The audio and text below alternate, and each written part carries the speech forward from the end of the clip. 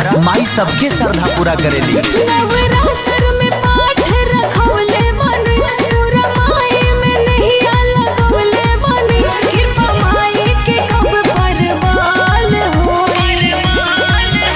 अरे भौजी को मीठे फल होई, अलाई काटा बाल होई। भौजी को मीठे फल होई, अलाई काटा बाल होई।